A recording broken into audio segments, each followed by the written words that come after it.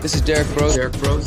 This is Derrick Broze of the Conscious Resistance. I'm here in Standing Rock. That man is wanted in 5 different countries: Chile, Argentina, Brazil. We've been fighting a long time.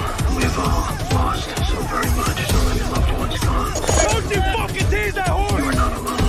There are pockets of resistance all around the planet. We are at the brink. Above all, stay alive. You have no idea how important you are. If you're listening to this, you are the resistance. Hey everyone, this is Derrick Broze of the Conscious Resistance Network. Let me get the camera a little sharper for everybody here.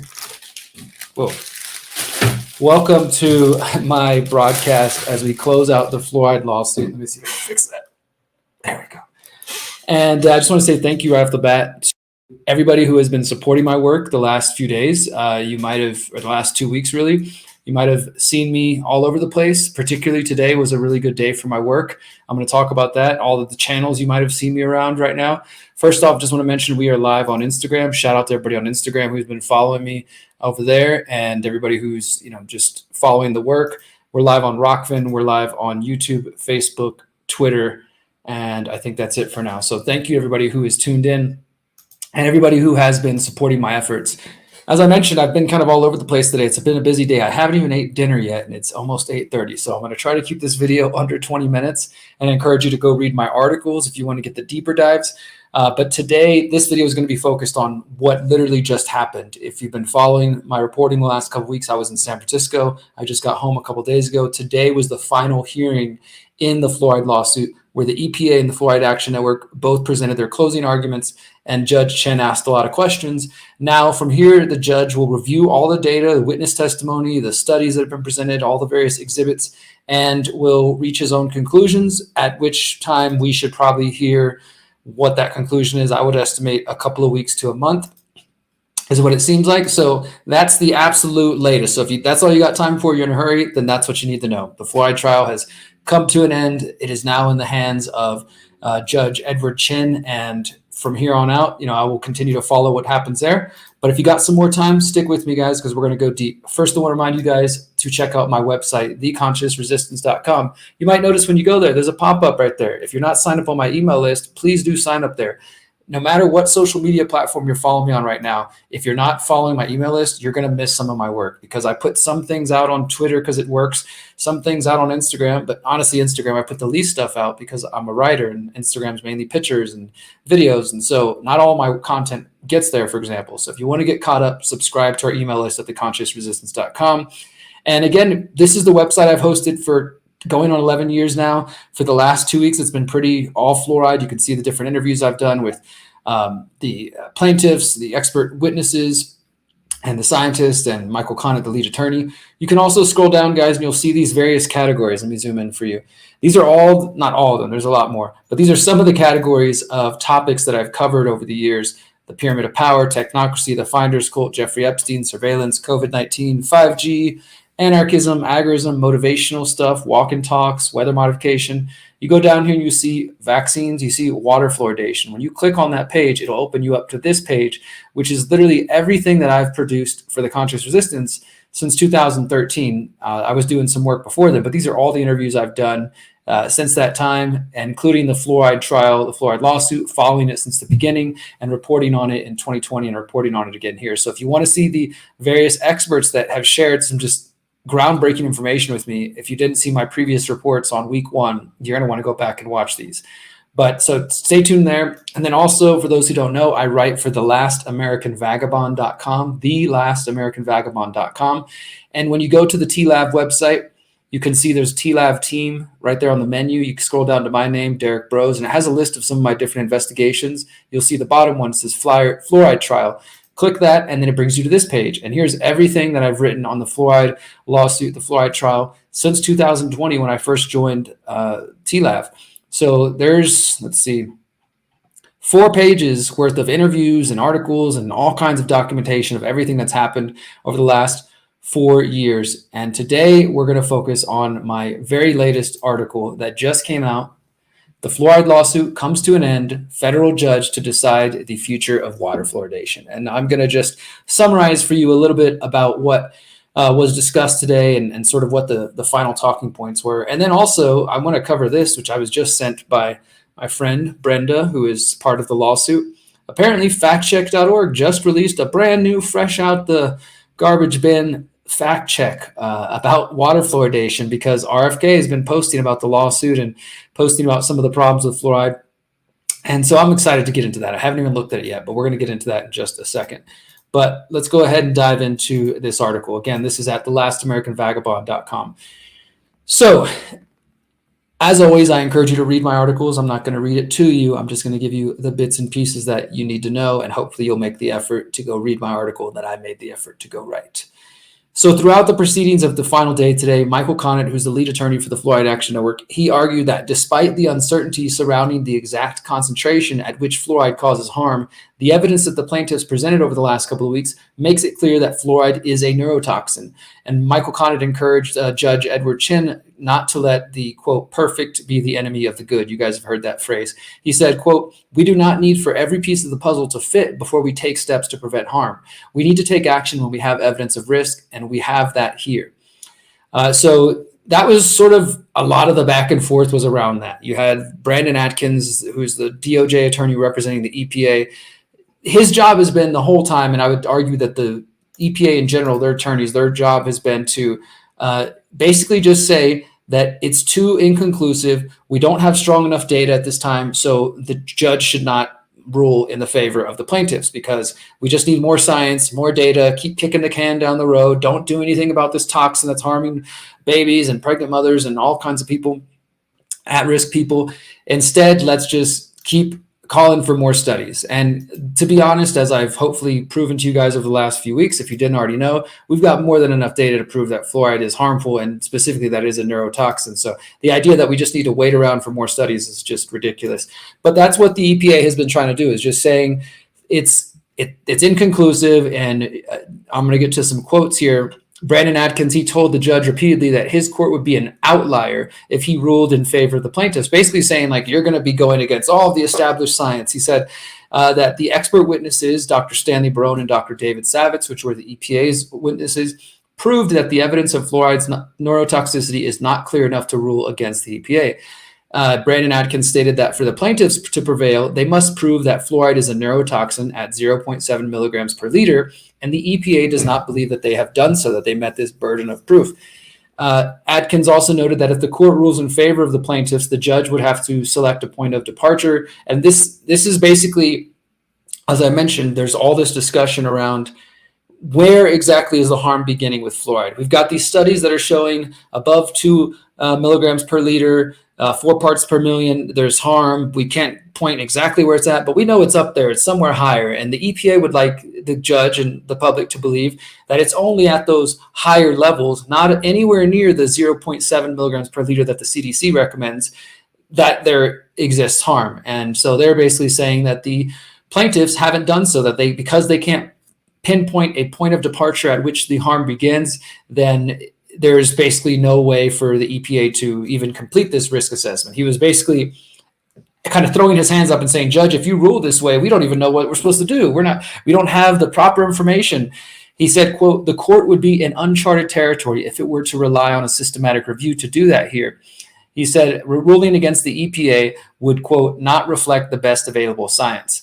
And I thought it was interesting, Judge Chen, as I've pointed out over my reporting the last couple of weeks, that he does seem to be genuinely interested in trying to follow the science, the real actual science. And he's not just pro-government or even pro-Fluoride Action Network. He's actually trying to ask questions and get to the bottom of it.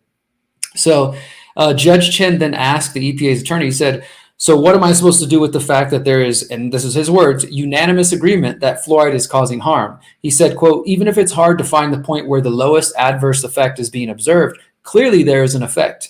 And at one point, the judge just straight up asked the government, because they kept arguing that, like, again, there's no clarity, we can't figure this out.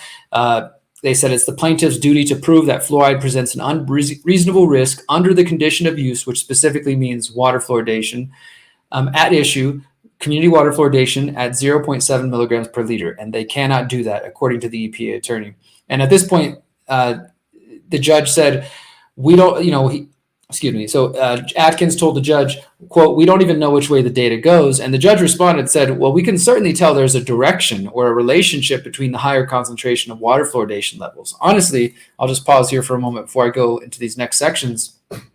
I don't know how Brenda and any of the other plaintiffs or the team with the Fluoride Action Network felt about this, but I honestly felt more confident after today. I think based on the judge's questions and the way that he was approaching the situation, that he clearly seemed to be leaning in favor of, at least this is my perspective, of finding fluoride does cause harm and fluoride is a neurotoxin. Now, that doesn't mean it's necessarily guaranteed, of course. He did have some tough questions for the Fluoride Action Network, and EPA attorney Brandon Atkins was bringing up some different points, saying that claiming they don't have the proper data, and since the plaintiffs can't specify the specific point of departure, that basically leaves the EPA in a situation where they have inadequate data.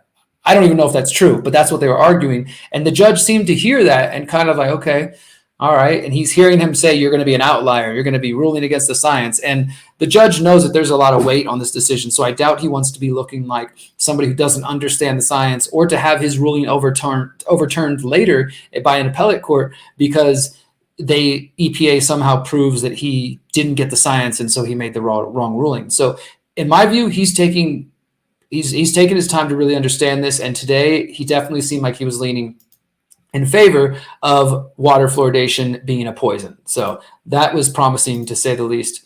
Now I want to go to this next section here where Michael Connett mentioned what he called health protective assumption. So Michael Connett, the lead attorney with the Fluoride Action Network, he made the case that the EPA has ignored health protective assumption.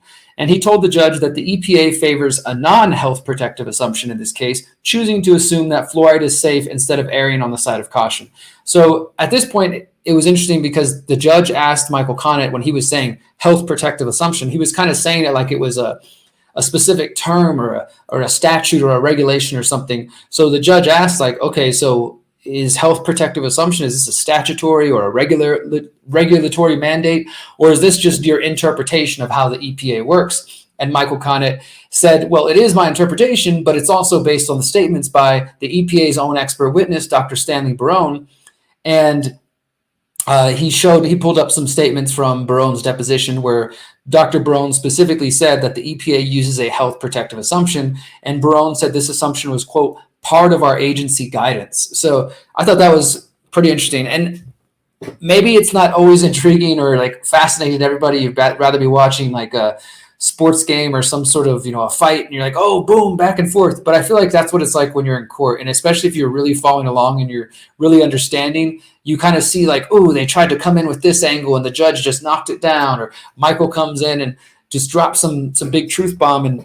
Or like, for example, last week, if you watched my reporting last week on week 2, Dr. Stanley Barone, who we just mentioned, when he was asked about the oversaturation of kidneys in pregnant mothers, he just basically froze for 5 to 7 seconds, kind of thinking of what he was going to say, and then tried to say, oh, my opinion doesn't matter. Even though I'm the EPA's expert witness, risk assessor, scientist, my opinion is not germane to this discussion. So yeah, I find it intriguing, and I'm doing my best to try to highlight the key points for you guys, because trust me, there's so much more. Whenever I'm trying to whittle down these articles to make it just the key details for those of you who are busy, it's difficult sometimes to choose because I see a lot of things that I think are interesting, but I know you guys just want the finer points to know what's going on. So let's continue. At one point, the EPA, Brandon Atkins, was saying that foreign studies are not relevant to the United States water fluoridation situation. He told Judge Chin that some of the studies presented in the lawsuit are not relevant because they're based on data from populations outside of the United States.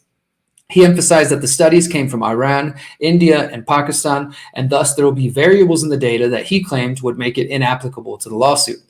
And Judge Chen responded by noting that the U.S. National Toxicology Program, that's very much been at the center of this whole case, considered these studies and chose not to rule them out from their systematic review, despite them being from foreign nations. And Judge Chen asked, quote, "You're not asking the court to ignore the low risk of bias studies the NTP selected, are you?" And the EPA said, no, that's not our intention. We're just trying to diminish their value and make you doubt them. But no, don't throw them out the window. And one of the final orders of business that was discussed today was related to this program, this pilot program called Cameras in the Courtroom. where apparently there are some federal courts that are allowing cameras literally in the courtroom or allowing recordings of the court proceedings. Like, for example, when I was in San Francisco, I was in there. There was no physical cameras allowed, but the court was doing a Zoom recording. But none of those recordings have been posted yet. So Michael Connett was mentioning to the judge at the end that they would like, in the interest of public awareness, they would like for the recordings to be released on the website. And so Judge Chin encouraged him to, for both parties to talk about it and then to file a motion. And the judge said he would rule on it. So it is there's still the potential. I didn't think this was going to happen, but there's still the potential that we will see the video from the courtroom over the coming days. So I encourage you guys to stay tuned wherever you're following me if you want to actually get more on this reporting, because if those videos are released, I will be going through and editing them because I have notes from every single day in court, and there's a few different key points, including Dr. Stanley Barone's pause heard around the world, his frozen when he's asked about saturation of kidneys in pregnant mothers. I want to get that on, out there onto the internet, social media space, and you guys help it go viral. And the other thing we'll mention here now, what comes next? What is next now that we've reached this end? So Judge Chen, as I mentioned earlier, is going to spend the coming weeks reviewing the expert testimony and the various studies that have been submitted as evidence before he makes a ruling. A ruling by the judge could occur within a week, but it could take as long as a month or two.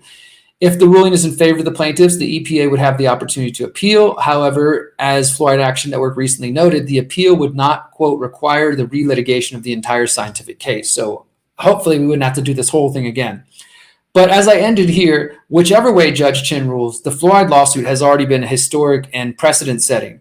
This is the first time, for example, that a citizen's petition under TSCA has made it to a federal court. This is also the first time the dangers caused by water fluoridation have been presented in a federal court by expert scientists. In addition, because of this lawsuit and the hard work of the Fluoride Action Network and the plaintiffs and the mothers and everybody who's been donating and fighting this for going on 8 years, the lawsuit has helped uncover emails which highlight how the U.S. government has sought to cover up the NTP study that found that fluoride exposure is linked to lower IQ in children. That's what I've been reporting on for the last couple of years, and most people had no idea.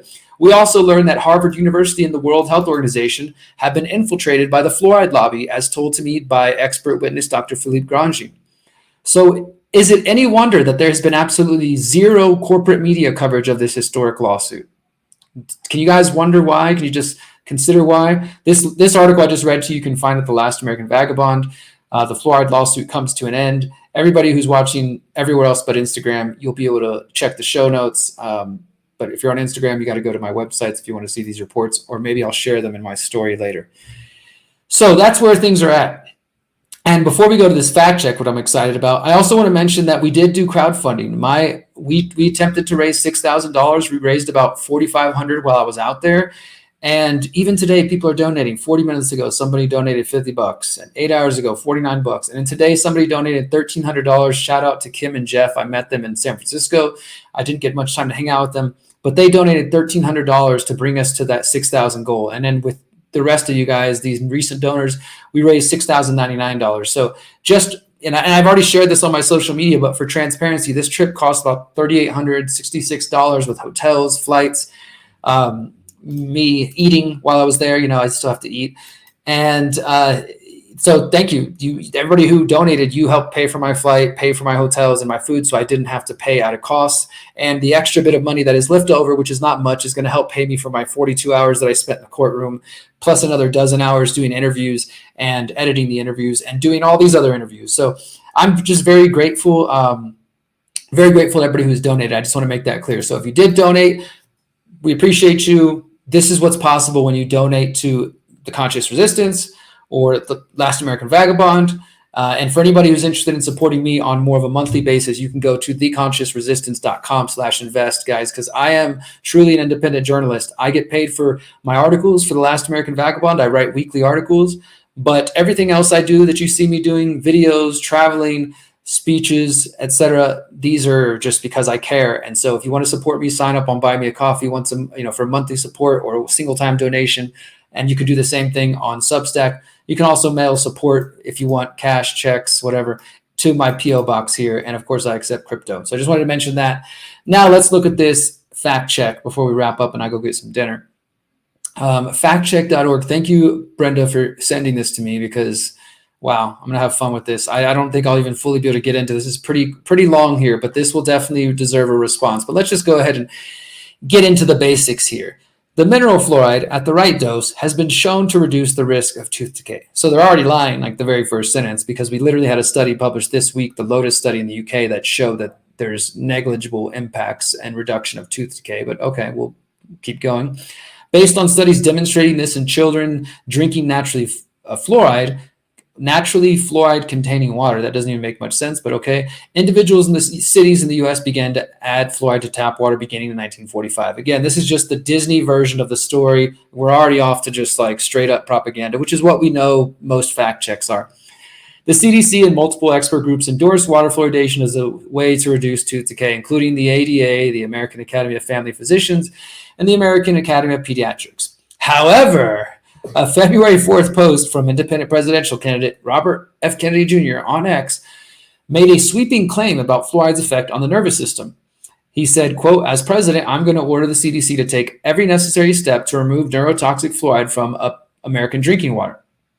And let's see, they say Kennedy, who has a history of advocating against water fluoridation, accompanied his claim about fluoride's neurotoxicity with a link to a Law 360 article about testimony in a trial that has been unfolding in San Francisco. So this is like this is like the closest you get to mainstream even mentioning the trial. And what she's referring to, or he or they, whoever is referring, is this Law 360 article. And Law 360 is a very niche website. It's not what I would consider mainstream. It's about law, legal cases and stuff like that. And if I remember correctly, it's even probably behind a paywall. So it's not like this is being seen by a lot of people. The case was brought against the EPA, so they give a little bit of awareness to the case, which is important. It says other popular social posts, let's see who they've linked here, have also referenced the trial, claiming that multiple studies confirm fluoride is a neurotoxin that violates the Toxic Substance Control Act and reduces IQ in kids. I don't know. It looks like all the records they tried to share, they're not showing up on my end. If you guys got a link to one of these alleged tweets, then you let me know, but they're not showing up for me. But I would love to see who else they're referencing. Maybe they're referencing one of my tweets, because I've been, along with Brenda and Fluoride Action Network, we've been the main people talking about this. But based on the data, water fluoridation and neurotoxicity are less clear-cut than social media posts by Kennedy and others make it out to be. Some studies, many of them done in areas of the world with naturally high levels of fluoride in their water supply, well above the optimally recommended level. You see how they kind of add this giant caveat? Some studies insert this sort of, before you start thinking fluoride's bad. Remember, these studies are done in the areas of the world with naturally high levels of fluoride in their water supply. That's not necessarily true. Well above the optimally recommended level. That's also not true, because there's studies that, as this lawsuit has shown, that have shown harm even at the currently allowable levels. They suggest a possible association between greater levels of fluoride exposure during pregnancy and early childhood. But many scientific experts have said the evidence for this association is weak. EPA has argued there isn't strong or consistent evidence for fluoridation in line with the general sentiment. Now, of course, they're arguing that. They're in the middle of a freaking lawsuit, trying to not get their pantsuit off and trying to not be bankrupt after the world wakes up to the fact that that fluoride is causing people harm. Now, this is the problem. Now, this gets a little bit more to the meat of the situation here. That the U.S. National Toxicology Program, the NTP report that I've been telling you guys about for the last couple of years now, the report that we know was blocked by elements of the U.S. government, the CDC's Oral Health Division, Assistant Health Secretary Rachel Levine. They have not allowed this study to come out. It's only available in its draft form from May 2022 and September 2022. It was discussed in this trial, but it was made clear this is not the final testimony of the CDC. This is not the final recommendation of the CDC. And what that allows is fact checks like this. So then, since they've already made it clear, this NTP report is a draft report, it's not the final conclusion, that nobody is supposed to draw any conclusions from that. So we're just supposed to ignore the fact that this U.S. government document that was supposed to be published in May 2022 says that there's an association between fluoride exposure and lower IQ in children. But because it's only the draft version, we're not supposed to really give it any weight. Of course, and I'm curious if this fact check mentions the emails that show behind the scenes there was all this funny business trying to keep the report from coming out in the first place. That's what makes these things lying by omission. They don't give you the full facts. But let's see. Maybe they do. Maybe I'm wrong. So right here, they're saying that the NTP's report wasn't meant to evaluate water fluoridation. A final version of the report has not been published. The NTP has declared the data supports a consistent inverse association between fluoride exposure and children's IQ, quoting from an outdated version of a meta-analysis document associated with the report and leaving out some context, he says. But the NTP report was not meant to establish whether water fluoridation at typical level was safe and looked at water fluoride exposure from any source at any level. Scientists who reviewed the draft for the NTP expressed concerns that the sentence Kennedy quoted did not make this clear. So right here, they get a spokesperson from the National Institute of Environmental Health Sciences, the NIEHS, which houses the NTP administratively, to tell them the NTP reports are, quote, used by other federal agencies as a starting point for further study to determine if there's a risk to humans and at what exposure level. The fluoride report is not a risk assessment and therefore does not determine the safety of fluoride. So it's like they're already looking for a way out. Kennedy claimed in the Post this was hidden from the public. The NIEHS spokesperson told us that the report is still being revised and that the publication was delayed by the NTP director, Richard Wojcik, who tasked a working group, the BSC working group, with reviewing many comments and criticisms of the document. And as they say here, multiple groups of experts from both within and outside the government reviewed various drafts of the report, saying they had concerns. But of course, they are leaving out the context. We should note that this multiple groups of experts from within and outside has never happened to any other NTP monograph before. This is not a normal procedure. The way that this particular piece of science and this study has been treated is unlike anything else we've seen with the EPA. So for the fact checkers here to just say, okay, it's been reviewed by multiple groups of experts from within and outside of government who have problems with it, it doesn't give you the full story. But it sure does look nice, and I guarantee you now, this fact check, guys, as we're starting to get the word out all over the place about fluoride, and just today I was on Redacted, which has got 2 million followers on YouTube and hundreds of thousands on Rumble, and I was on Kim Iverson, she's got 500,000 followers. The word is getting out, and they can't stop this. But this is why they are putting these fact checks out there, because they want your friends who still aren't ready to accept this to be able to pull up something and say, hey, look, crazy friend, look, factcheck.org says everything's okay. So, yeah, that's basically what they're trying to do here. And they're saying evidence on fluoride and IQ is limited. The stakes of ending water fluoridation. In the case against the EPA, the lawyers are not allowed to discuss the benefits of water fluoridation. But amid calls to halt fluoridation, expert told us that a discussion of the potential impacts is warranted. And so they're going to go into some more propaganda. Yeah. All right. I'm going to have to write it. I think I'm probably going to have to do an article just about this, dissecting the bullshit. That'll probably be my article for next week. So stay tuned. Thank you for sending that to me, Brenda. Again, I got to go get lunch or dinner, whatever it is. It's time for me to eat.